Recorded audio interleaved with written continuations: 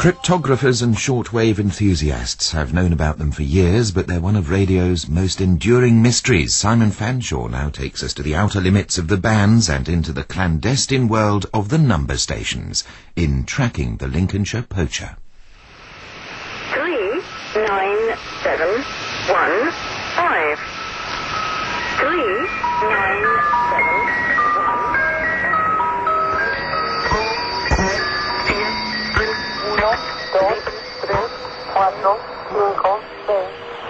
You are about to enter a very strange world.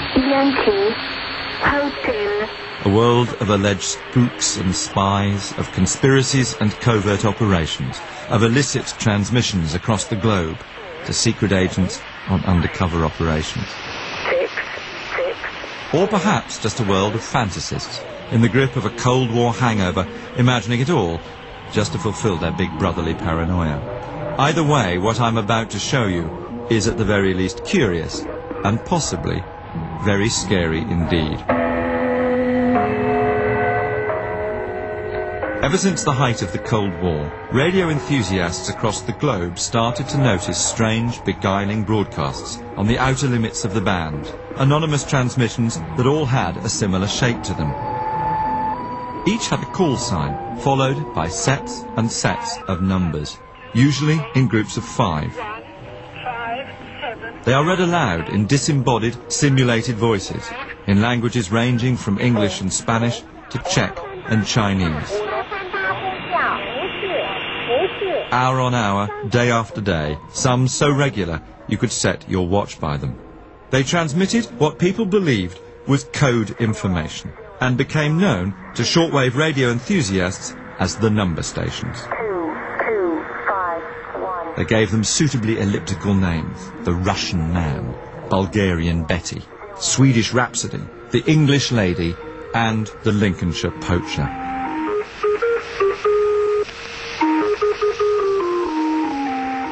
And they're still on the air today in their hundreds. One man in particular became obsessed by them, Joaquin Fernandez, and several years ago he started to record, collect and archive them in what he called the CONET project. Number stations are believed to be the encrypted transmissions of secret services like MI5, the CIA and Mossad to their agents in the field. Have you ever even got close to understanding what you're listening to? No, nobody's been able to decode a number station as far as I know. Have there emerged patterns in terms of the shape in which they're broadcast and the different categories? And is there a very obvious picture? Do they all have kind of family resemblances in each of the categories? Absolutely right. 3, 5. They are the ones that transmit with a voice. 0, 0, 0, 1, 1, 5. There's the ones that transmit in Morse. And there are other types that transmit some kind of noise or bleep. And is there a schedule? I mean, a sort of number station's radio time? Some of them do work on a schedule, a very rigid schedule. In fact, so rigid that you could set your watch to it. Others don't appear to have a schedule. They appear seemingly randomly.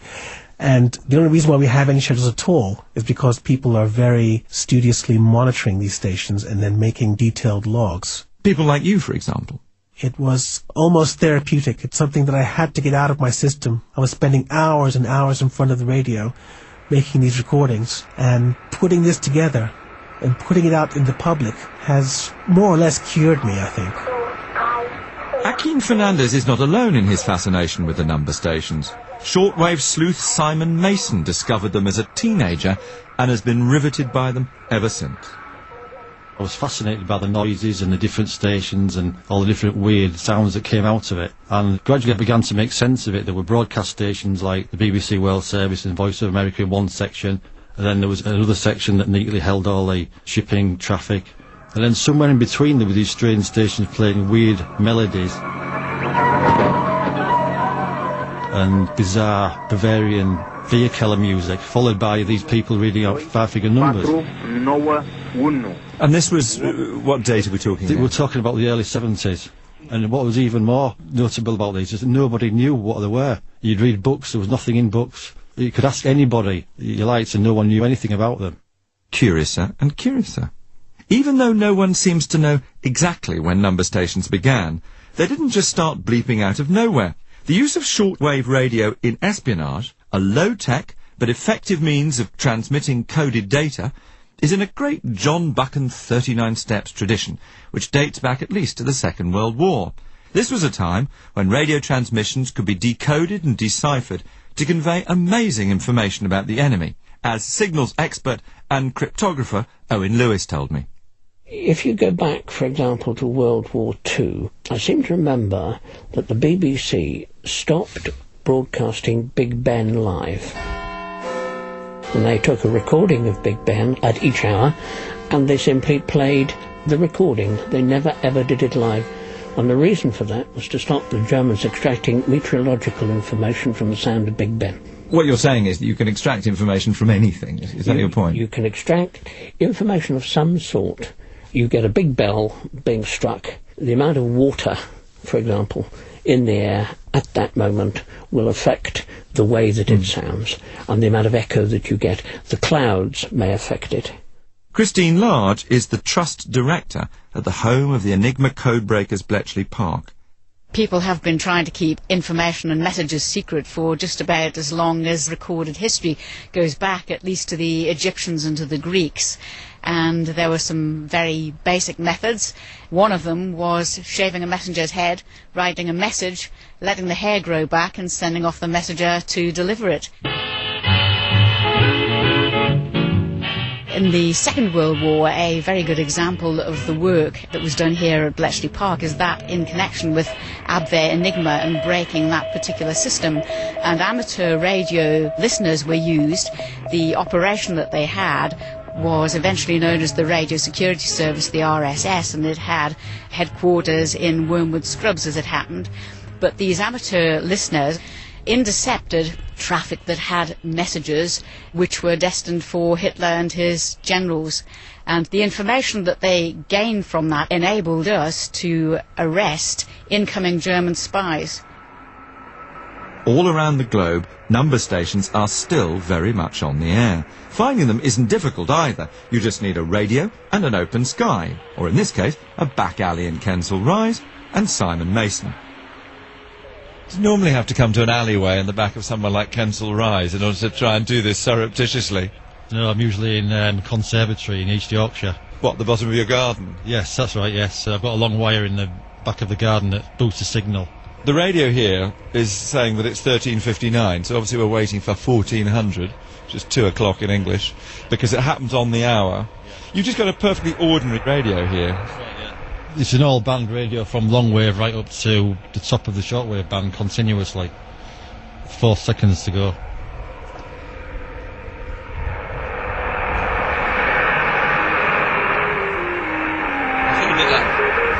Oh! That is the Lincolnshire Poacher. That's quite bizarre. So we'll get the tune, and then in a moment the numbers will start. Between 1400 and 1410, it's a 1 5-figure header. That tells you what message it is. And then at 1410, it sends 200 5-figure groups, which is the message proper. How do you know that? Well, I've studied the Lincolnshire Poacher for about 16 years. So its habits are always well known. It's always fixed, it always broadcasts at the same times, the same frequencies, always 200 5-figure groups. It does that because it doesn't alert anyone in the world to any events that it might relate to. So it's always 200 5-figure groups where there's nothing going on, or there's all hell going on. So weird, because you suddenly hear the numbers go, you suddenly hear this strange voice. Is that a woman or a man? I can't... 0, 6, 3. It's a synthesised female voice, it's not a real person, it's just a voice computer. 7, 5. There have been cases where real people have been reading the numbers out, but most of them now use automated numbers. This is all pure conjecture, of course, because the people behind this station don't broadcast that they're the perpetrators. No one has ever come out on the number station world and admitted to being the sender of a broadcast. Well, there it is, the Lincolnshire Poacher live. But the question is, who's actually doing this? Who's behind the mysterious Spanish lady, the Swedish Rhapsody, the terrifying gongs, and our man the Lincolnshire Poacher? These stations that both Akin Fernandez and Simon Mason have spent hours listening to. Whoever designed the Lincolnshire Poacher, they certainly have a sense of humour. They've made the voice a British voice. It has different intonation at the end of every single group of 5 numbers. 4, 7, 5. And they've picked this folk tune as basically its theme song. It's quirky, it's illogical, it's irrational, and I want to find out who's behind it. The Swedish Rhapsody was made famous by Mantovani, played on a music box, followed by a very young-sounding German female that sent out 5-figure groups after the Swedish Rhapsody tune finished. The girl would say Achtung, and then she would say Gruppe, Neuen, Neuen, and then she would go into the groups, spieling them out until they were finished.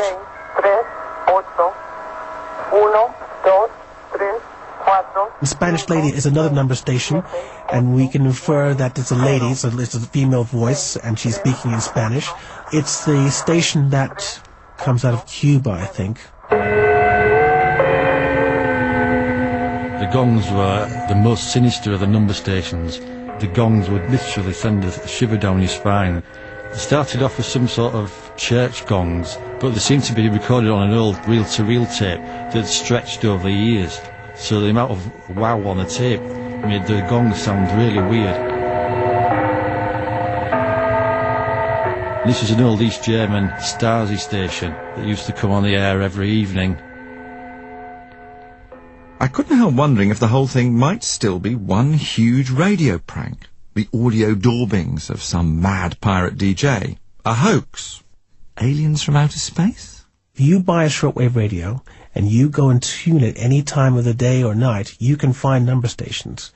Now, if this were some kind of performance artist, it's first of all somebody who has a lot of money, and he's been doing it for 30 years in a bewildering variety of forms. Secondly, he's got to be one of the biggest radio pirates in the history of radio, because these transmissions are unlicensed, and he's been violating laws all over the world. And I mean, that is not satisfying for anybody who wants a reasonable explanation. Richard Norton Taylor, who's written about the security services in The Guardian for years, argues that the post-war history of spookdom might lend credibility to the theory that number stations really are secret spy transmissions. All the evidence is in past cases during the Second World War and afterwards, the beginning of the Cold War really, in the 40s and early 50s, that a number of spies caught in Britain were found to have shortwave radios on them. Communications were basically used for guidance, for instructions, for warnings, for discussing movements maybe. It can actually give real intelligence a sense of movements of, say, an enemy troops. It's gobbledygook, you don't know what on earth the messages are, but there's a simplicity of it, and everyone can hear it if they want to. But it's destined for one listener, and only one listener can understand it. This view is generally shared by the former MI5 operative, David Shaler. Well, if you've got agents in the field, you will want to give those agents instructions. The curious thing is about it, it's quite secure, isn't it? Well, this is it. I mean, you've only got to look at Hello Hello, for example, to see the benefit of using a shortwave radio and a code. I mean, obviously they had the code book in that. And I say it's absolutely simple. It can be done in many, many different ways. I mean, one of the best and simplest codes to use is if you both have the same edition of a book, for example. And you can then take words out of that book by communicating by what page it's on, what line it's on, what stage it is in the line of the book. And of course, make it even more complicated. It wouldn't be as simple as that. It would be, say, 2 added to the page number, 1 taken away from the line, 6 added to the word number on the line or whatever. And those codes are impossible to break. I mean, despite all this modern technology and so on, these really are the simplest ways to communicate. And they have none of the comeback that we have now. I mean, for example, email traffic, mobile phone traffic, about all telephone traffic, you can build up a picture of people's contacts, even if you don't know what they're saying. Is you can build up patterns of activity and so on from those kind of records. Whereas this, of course, has none of that comeback, because nobody's actually receiving a telephone call. All they're doing is putting a radio on and listening to stuff that's out there in the ether. 3, 5, 3, 5, 0, 0, 0, 1, 1. Number stations offer several security benefits. Bletchley Park Trust Director, Christine Large. One of them is that the equipment that's being used, if it were found in any situation, wouldn't be recognised as anything irregular. So therefore a landlady or landlord making a cleaning visit to somebody's room wouldn't pick up that there's anything strange going on and report it back. All they would see would be an ordinary piece of radio kit that could be bought virtually anywhere. I'm still not convinced. Not because I live in a Heidi world of plait-twirling innocence where governments just don't do this kind of thing. I'm sure they do. But where is the evidence that behind the number stations lurk states and their secret agencies? I pressed the signals expert Owen Lewis for a definitive answer. Not with any great success. Those who use wireless for communications very often use codes or ciphers to disguise what it is they're saying, and so other people can't understand. This is not just military, it's not just government. Commercial organisations, including, for example, fishing fleets, have used codes and ciphers for a long time. 2251. All right, so to what conclusion does that lead us about who might be doing it? It doesn't give us any indication as to who is doing it, except that they want communication at international ranges. All right, but I've asked you the question about 3 or 4 times now, and every time what you do is describe the method of communication, the distance of communication, but who do you think might actually be doing it? Quite simply, someone who wishes to have a private conversation. Or it's not a conversation, it's a monologue. It's a one-way passage of information. But what sort of information might it be? Whatever they want to use it for. Well, I'm still not getting any definite answers over here. So let's try Minneapolis and the renowned security technologist Bruce Schneier, while Akim Fernandez ranges across the Darn in London. You can't identify who the recipient is or where they might be. The recipient could be anywhere, maybe a third of the planet where that radio signal gets to. So as a covert channel, it works very well. Tell me, what's 7.614, Akim, in the little display on the front? That's a shortwave frequency on this shortwave radio. It's interesting for you to see this setup right now, because as you can see, I'm sitting in the middle of London, and if I was involved in espionage, I could just set up my little tiny radio right inside this room anonymously, transcribe my message, the message is over, turn off the radio, and go back about my business being a spy. That's China. What is that? Is that sort of Morecambe and Wise in Chinese, do you think? What's going on there? Bruce, I've spent some time listening to the CONET project and these number stations. How are these things encrypted and decrypted? It's a manual paper and pencil system. You'd imagine that some agent who's in the field somewhere is told to listen on the frequency at a certain time and get the message. And if you listen to the number stations, you'll notice that sequences are repeated. 3535. 0, 0. And the idea would be you wouldn't know exactly when your numbers are going to be broadcasted. So you'll listen and you'll get your message. And then you will have some manual system that you've been taught where you can decrypt the message and find out what your orders are, what your instructions are, whatever it is that you have to know. It may all sound very low-tech, this, but the manual paper and pencil system that's called a one-time pad, because each one is only used once, is utterly secure. And moreover, there's definite evidence that spies use it. In 1988, Erwin van Harlem, a Czech agent posing as a Bond Street art dealer, was caught by Special Branch with a one-time pad hidden inside a bar of soap. And he was found guilty. But at least his hands were clean. At any rate, it's a devilishly simple system. I'm going to go down to lower frequencies to see if we can find something down there.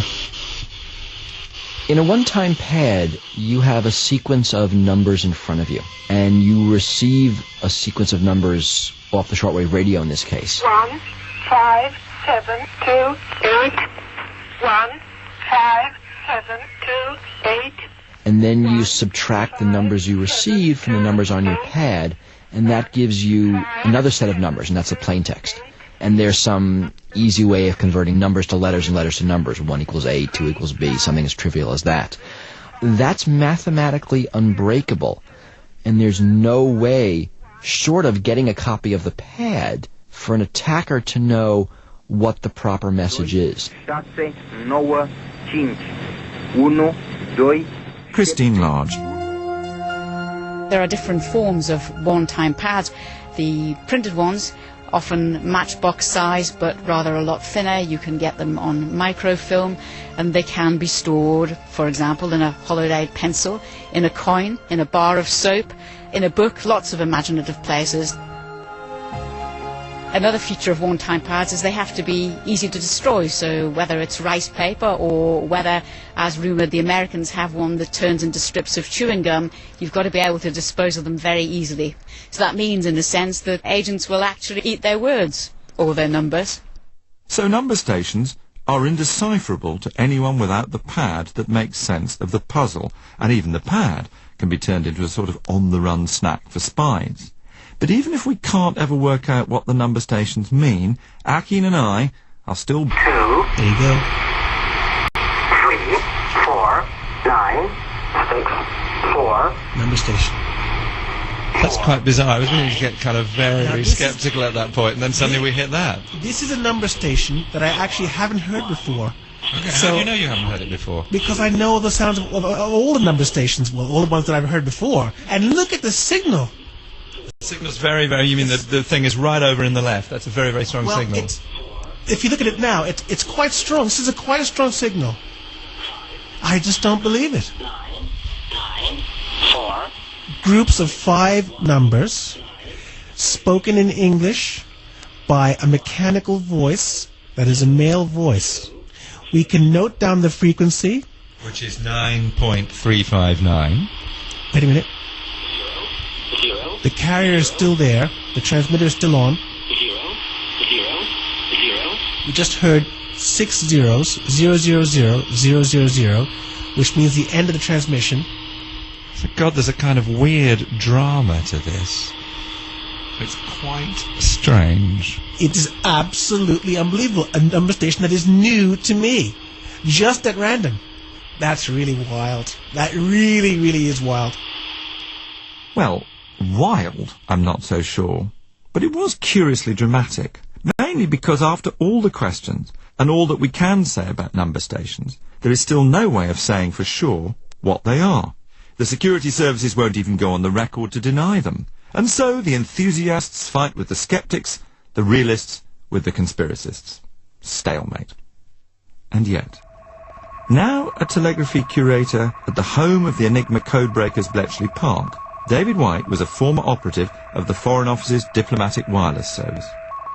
On one of my postings in the late 1970s, I was sent to a foreign country, and it was just by chance that I came across a certain member of the staff that was one of the number readers.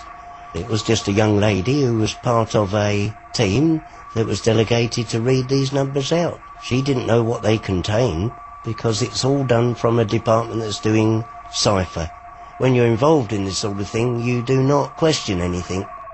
Bruce Schneier also argues there's no more reasonable explanation than the fact that government agencies are behind the stations. Either they are actual covert activity, they are random numbers disguised as covert activity, they are a system set up for the potential of eventually using it as covert activity. There's no other reason why you would have random numbers being broadcasted on a shortwave. And if you look at the history of sort of when it started and how long it's been going, a government is the only reasonable entity who might do this.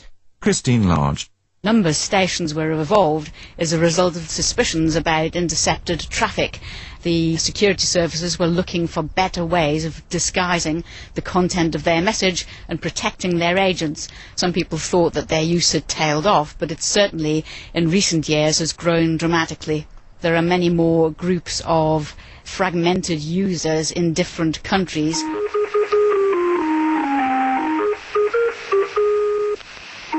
I think that people who listen in to the Lincolnshire Poacher regularly have established that he's probably not based in Lincolnshire.